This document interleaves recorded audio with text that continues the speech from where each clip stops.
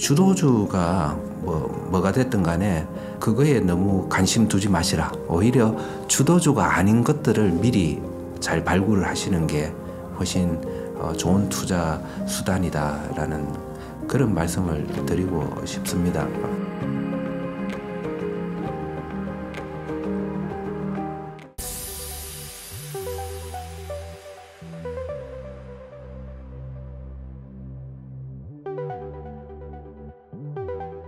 미국 증시는 여전히 활기차고 활발하고 고평가되어 있죠. 미국이 지금 움직이고 있는, 그러니까 제가 계속 주장하는 게 자본 시장으로 돈이 많이 들어오고 잘 흘러가는 그 나라가 진정한 자본주의 국가다라고 저는 주장하고, 그렇기 때문에 우리나라도 자본 시장이 커져야 되고, 아까 그래서 거래소 얘기도 했고, 그런데 그거를 미국은 굉장히 잘하고 있죠. 그래서 경제 성장률 이런 걸 떠나서 자기 나라의 자본시장으로 전 세계의 돈이 흘러 들어오게 하고 있고요. 우리나라 분들도 많이 지금 거기다, 우리나라 분들 돈이 사실은 우리 한국 거래소로 가야 되는데 그걸로 많이 가고 있죠. 그 힘으로, 근데 그 자본이 많이 가는 것만 해도 그게 또 경제 효과가 어마무시하게 크죠. 그게 자산 효과라고, 부의 효과도 있고요. 그 투자자들 부의 효과가 있고, 미국은 또 주식에 투자하고 있는 가계 자산 비중이 꽤 높잖아요. 한 30-40%? 30% 정도 될 거예요. 주식에 투자하는 그런 그 자산 비중이. 그 정도 되니까 주가가 오르면 자기들 부자 되고, 그러니까 돈도 잘 쓰고, 그런 식으로 해서 효과가 계속 일어나고 있지만은, 미국의 시장은 지금 계속 그 돈이 그 가치에 비해서 너무 많이 들어왔다는 게 문제예요. 많이 들어와가지고 고평가가 계속 유지되고 있죠. 미국은 그래서 그게 고평가를 계속 유지할 수 있는 방법을 찾든지, 아니면 어느 정도 이거를 좀 조정시킬 필요가 있죠. 너무 이 고평가가 감당할 수 없는, 어떤 자기 나라의 체력이 감당할 수 있는 수준으로 너무 심하게 고평가가 가버리면 그게 거품이고, 그 거품을 유지하면 좋은데 그게 꺼지면 그게 또 경제에 엄청난 충격을 줄 수 있거든요. 그래서 저는 미국의 정책가가 지금 제대로 된 정책을 쓴다면 미국 시장은 좀 밸류업이 아니고 밸류다운을 좀 시켜주는 그런 정책을 펼치는 게 장기적으로 좋다, 그런 생각이고요. 그렇게 이제 고평가되어 있는 시장은 저 같은 가치 투자자들은 이제 잘 쳐다보고 있지 않습니다.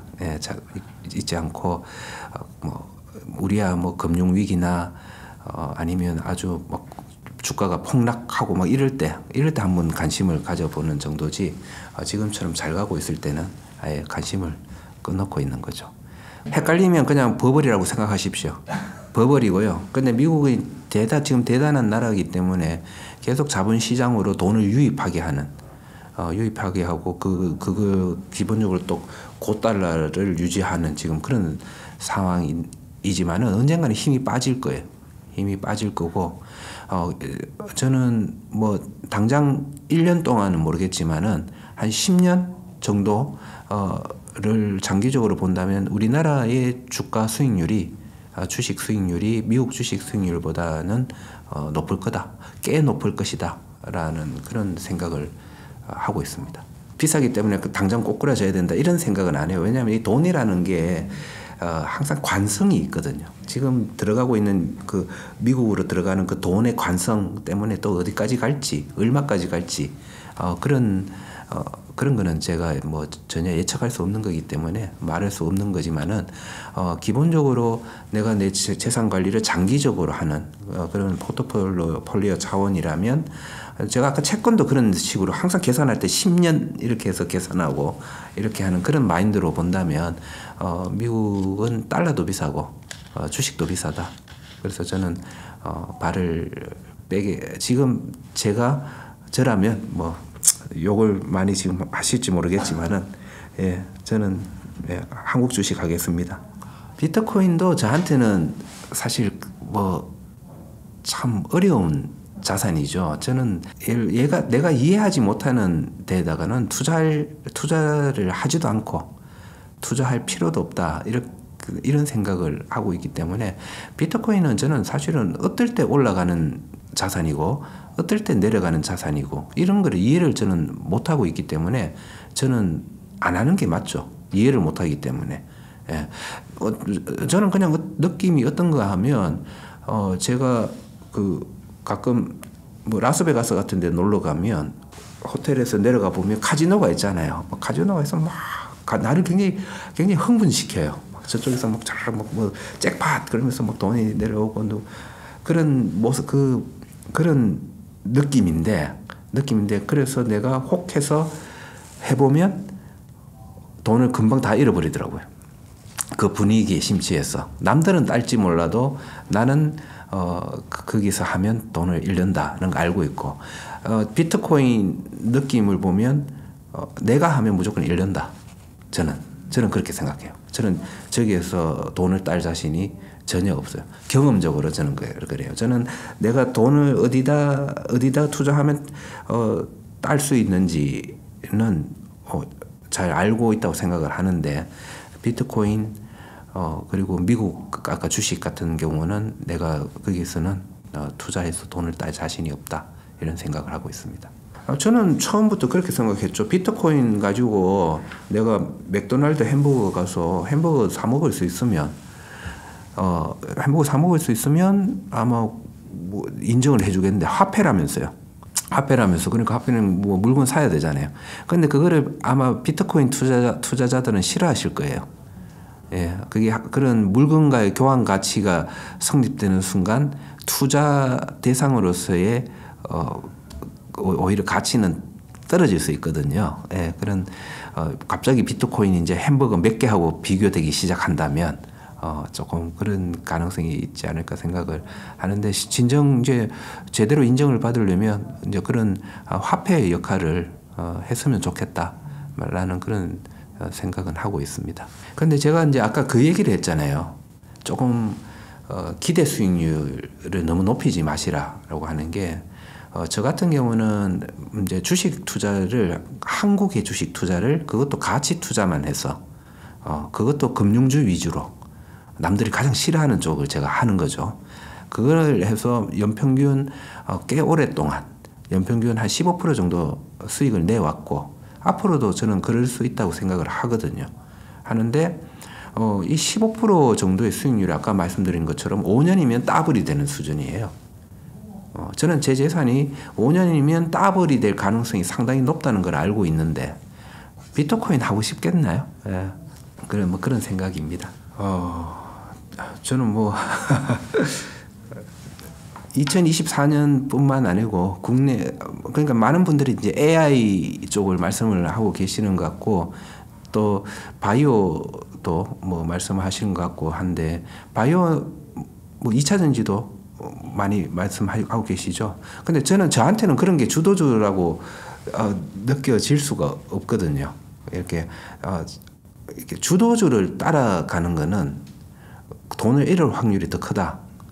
그런 생각입니다. 그래서 주도주가 뭐라고 미리 맞추는 것도 어렵지만은 주도주가 뭔가가 생겨서 막 그게 막 잘 나갈 때 거기에 같이 따라갔다가는 돈이 좀 잃을 확률이 제가 관찰해 보면 많다. 요즘 바이오는 좀 많이 좀 침체돼 있죠. 바이오 주식들은. 근데 10년 전만 해도 바이오 난리였거든요. 바이오 아니면 뭐 바이오자 안 붙으면 주식 아니다 하는 때가 있었거든요. 그런데 바이오 주식에서 돈을 번 사람보다는 이런 사람들이 더 많다고 생각을 합니다. 그래서 주도주가 뭐가 됐든 간에 그거에 너무 관심 두지 마시라. 오히려 주도주가 아닌 것들을 미리 잘 발굴을 하시는 게 훨씬 좋은 투자 수단이다라는 그런 말씀을 드리고 싶습니다. 아마 지금부터 10년을 본다면 10년 내내 밸류업 프로그램 관련주, 그러니까 밸류업 관련주들이 10년 동안 주도주가 될 거다.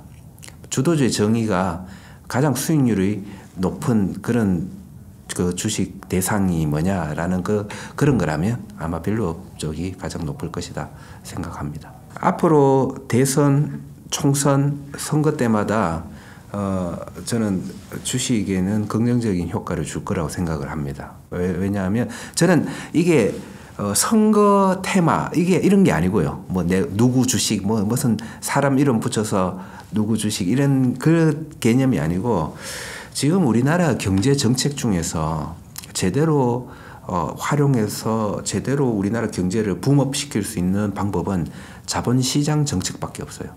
자본시장 정책, 자본시장과 관련된 세법을 고쳐야 되고요. 자본시장과 관련된 그 세법은 좀 조심스럽지만 정권거래세 세제를 고쳐야 되지 상속세 얘기 아닙니다. 남들 상속세 얘기 많이 하던데 저는 상속세 이거 잘못 또 고쳤다가는 오히려 코리아 디스카운트 더 만들 수 있다는 생각이거든요. 그래서 하여튼 세제 쪽, 그다음에 상법 고쳐야 되고요. 그다음에 자본시장법 손대야 되고요. 그래서 아까 한국거래소 이런 것도 좀 손을 대야 되는데 이런 것들이 평소에 잘 안 나와요. 예, 평소에 잘 안 나오고 선거 때마다 얘기가 나와요. 근데 선거 때마다 얘기가 나와서 이게 계속 그 방구가 잦으면 뭐 싼다는 것처럼 계속 선거 때마다 이런 게 나오면서 계속 이게 좋아질 거예요. 그 중에서 나오는 것 중에 몇 가지는 수정될 거고 고쳐질 거고 실천될 거예요. 뭐 공약으로 내건다면 5가지 공약 내고는 한두 가지는 관철될 거예요. 그런 과정을 앞으로 계속 갈 거기 때문에 그리고 이거는 이 정책을 공약으로 낼 수밖에 없는 이유가 이거는 돈 들여서 하는 정책이 아니거든요. 이거는 그냥 제도만 고치면 우리나라의 경제 효과가 엄청 좋아지는 이런 그 정책이기 때문에 모든 사람이 그냥 너무나 이거는 당연스럽게 할 수밖에 없는 정책이죠. 싫어하는 집단이 한 군데 있지만은 이제 그 집단도 포기해야 될 겁니다. 그래서 이거는 계속 선거 때마다 이제 앞으로 이런 얘기가 나올 거고 우리나라 주가에 상당히 좋은 영향을 계속 줄 거다 생각하고 있습니다. 저는 제가 그냥 하고 있는 거 뭐 저 1억은 아니지만은 그냥 제가 가지고 있는 비중이나 그리고 그 1억을 가지고 있는 분들의 비중이나 큰 차이는 뭐 둘 필요가 없다고 생각을 하고요. 저는 한 10% 정도가 브라질 채권입니다. 브라질 채권이고 나머지 90%가 한국 주식이고요. 나머지 뭐 일본 주식 또 일부 뭐 펀드 뭐 조금씩 있는데 그냥 그건 다 해서 한 5% 정도라고 할게요. 그러면 한 85%가 주식이고 그 주식의 한 90%가 금융주로 되어 있습니다. 근데 요거는 조금씩 비중을 좀 줄이면서 아까 말씀드린 저 PBR, 저 PER, 고배당은 6% 이상을 발굴해서 그쪽을 계속 비중을 높여갈 생각이고요. 그래서 결국은 뭐냐 하면 브라질 채권하고 뭐 일부 다른 뭐 쫀쫀다리 그런 거 빼고는 그런 배당이 6, 7% 이상 나오고 그 다음에 PER, PBR이 충분히 낮은 이런 주식에다가 투자를 하고 있고요. 마찬가지로 그 정도 일부 채권 뭐 브라질 채권 저는 좋다고 생각하고 있고 나머지는 이런 밸류업 관련된 주식에다가 투자하고 나서 장기적으로 가져가시면 이런 것들을 계속 묻어둔다고 생각하시면 돼요. 1억이 있으면 묻어두고 또 1,000만 원 생기면 또 묻어두고 나중에 10년 뒤에 열어보면 가끔 열어서 이렇게 희적은 해줘야 돼요. 열어두면 아주 훌륭한 그런 된장 사람들이 그러면 생각하겠다. 똥 되는 거 아니야? 뭐 이러는데 훌륭한 술이 되어서 익어서 기쁨을 줄 거다.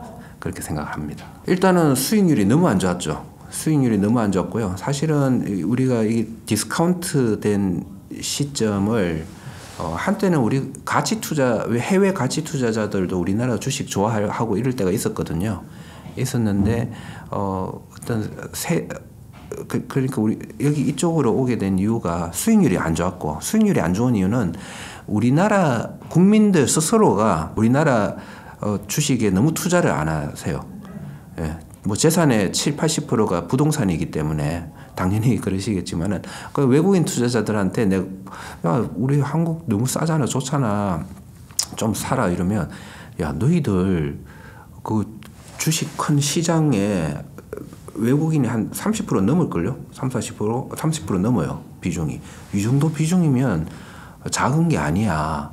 너희들 국민들 보고 좀 투자를 좀 하라 해. 그래서 국민들이 투자해서 커지면, 파이가 커지면 그러면 우리도 더 들어갈게. 약간 이런 생각이에요. 너희들도 안 하는데 우리가 더 이상 비중을 늘리기가 외국인들 입장에서는 참 애매하다는 거죠. 그래서 우리가 돈을 안 넣게 된 이유는 첫째는 이제 부동산 사랑이 너무 부동산 사랑을 우리 국민이 부동산 사랑을 너무 많이 하게 된 가장 큰 이유 중에 또 하나가 세제 정책이죠. 세제 정책이 주식보다는 부동산이 유리하니까요. 그래서 돈들이 자본시장으로 안 가게 되고 그러니까 주가가 안 좋아지고 뭐 그러니까 또 계속 그 악순환을 계속 할 수밖에 없는 거죠. 그래서 뭐 제일 중요한 거 배당 소득세. 조금 전에 세제라고 말씀드렸는데 배당 소득세 고쳐줬으면 좋겠습니다. 이거를 분리과세를 해주시고요. 다른 나라 대부분이 분리과세거든요. 배당 소득세는 뭐 15% 정도. 미국 같은 경우 그런 건데 왜 이게 중요한가 하면 배당 소득세를 계속 그 금융소득 종합과세로 그렇게 만들어 놓으니까 월급쟁이 돈 한 1억 정도 연봉 되는 사람들은 이걸 주식 배당을 받는 순간 한 50% 세금으로 날아가 버려요. 그러니까 이거를 배당에 대한 장기 투자, 배당을 위한 장기 투자 이런 것들이 이제 자꾸 없어지는 거죠. 그 다음에 대주주 입장에서는 그 배당을 받는 순간 50% 정도 그 세금으로 날아가 버려요. 그게 그러니까 누진세잖아요. 금융소득 종합과세가. 그러니까 날아가 버리니까 배당을 안 해주는 거예요. 배당하면 세금으로 다 날아가는데 다 나가려면 왜 배당을 해? 하고는 안 하고 계속 유보를 하고 그러니까 ROE 문제가 아까 같던 그런 문제가 생기는 거죠. 그래서 배당 소득세를 그냥 한 15% 정도 해주면 이거는 부자 감세가 아니에요. 부자 감세라는 개념보다 이렇게 하면 배당을 많이 해주잖아요. 배당을 많이 해주면 배당이 많아지면 15%라도 배당 정부가 걷어들이는 그 소득세는 커지겠죠. 대주주가 내는 세금 그 절대액 금액 자체는 더 커질 수도 있어요.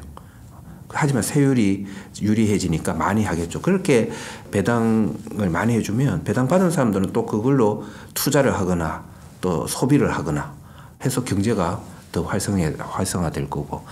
그래서 이제 이런 그렇지 않았기 때문에 사람들이 세금에 유리한 부동산 투자로 자꾸 그렇게 가게 되는 거고요. 그래서 이제 요 문제부터 일단 시작을 하면 저는 우리나라 디스카운트 많이 좋아질 거다 그렇게 생각하고, 그리고 요거 다음에 또 좋아지게 만들 수 있는 게 여러 가지가 있으니까 오히려 우리나라의 미래는 밝다.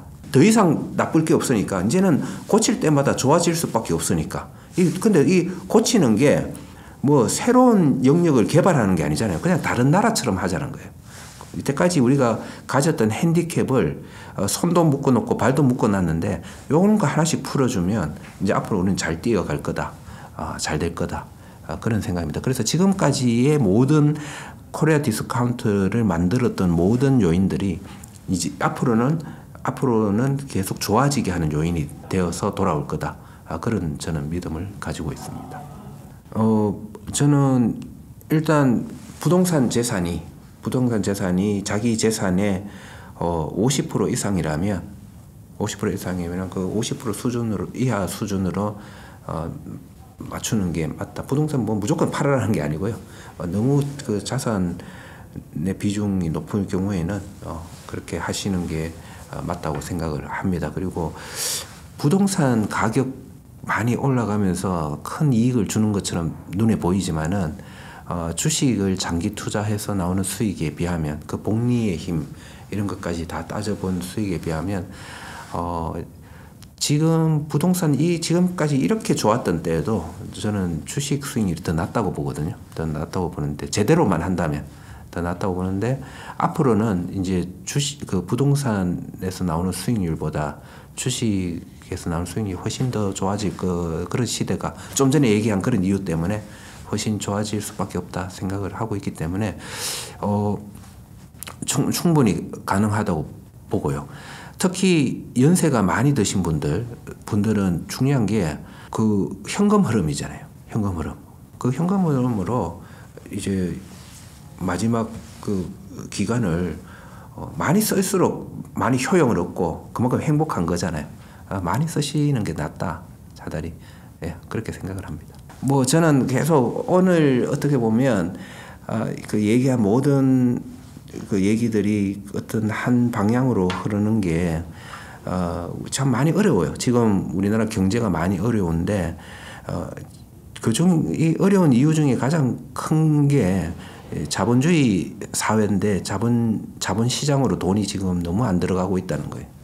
이거 굉장히 저출산율만큼 굉장히 심각한 지금 문제라고 생각합니다. 자본 시장으로 돈이 많이 들어가야지 더 많은 기업들이 생기고 더 많은 벤처들이 생기고 그래서 더 많은 고용이 생기고 더 많은 이익이 생기고 그렇게 경제가 돌아가야 되는데 지금 우리 자본 시장은 너무 안 좋아지고 있죠. 그래서 정책가들은 이 자본 시장으로 돈이 계속 좀 더 많이 들어올 수 있는 이런 정책들 만들어 내셔야 되고요. 그 다음에 더 좋아지는 이제 여건이 더 좋아질 이 자금 시장에 우리 투자자들이 우리 개인들이 많은 돈을 투자를 한다면 지금 이 어려운 국면에서 벗어날 수 있는 이것만이 어려움에서 벗어날 수 있는 장기적 해법이다. 그렇게 생각을 하고 있습니다. 자본 시장으로 돈이 흘러 들어가는 그런 나라가 진정한 자본주의 국가다라는 말씀을 드리고 싶습니다.